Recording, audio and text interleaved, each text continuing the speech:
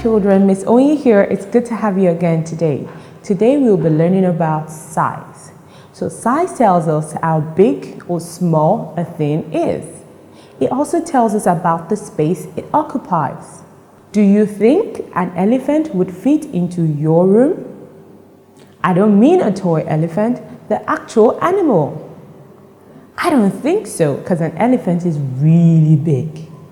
But how about a mouse? Do you think a mouse can fit into your room?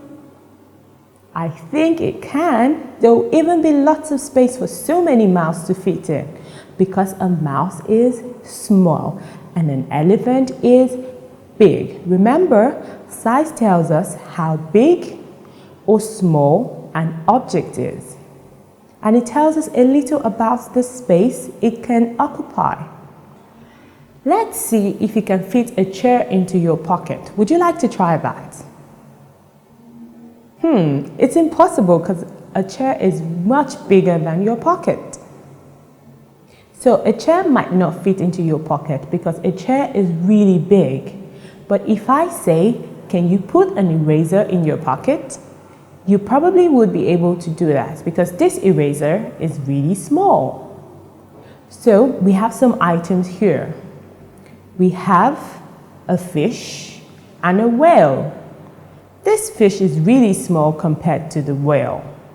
But look again, we have a different type of fish. The fish that was already small compared to the whale is now bigger than this other fish. So sometimes some things might be small compared to a certain object and might be bigger when you compare it to something else. Let's look at this ball. We have a basketball, a really big basketball. And now we have a beach ball, an inflatable beach ball. Now this beach ball is much more bigger than the basketball. And now we have a plastic ball. Oh my, the plastic ball is even smaller than the basketball. So you can see we have three big items when you compare them to the other one. So the plastic ball is big, the basketball is bigger, and the beach ball is the biggest. Fantastic. So now let's look at some other items. So now we have a teddy bear. This teddy bear looks really big. But now another teddy bear. Oh wow, this one's bigger. And another teddy bear, this one's the biggest. And now the biggest teddy bear can be called small, and the other one in the middle can become the smaller one, and the next one is the smallest. So items can be big or small, and when we can tell about the size is when we compare them to other items. Because right now, I could say I'm really big, but maybe there'll be somebody bigger, like a giant. And if I'm standing right next to a giant, I become small and the giant is big. So sometimes an item might be big to you while you look at it alone, but when you compare it with another item, it starts to look small because the other item might just be bigger.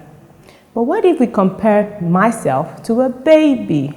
Oh wow, now I'm bigger and the baby looks small. You see?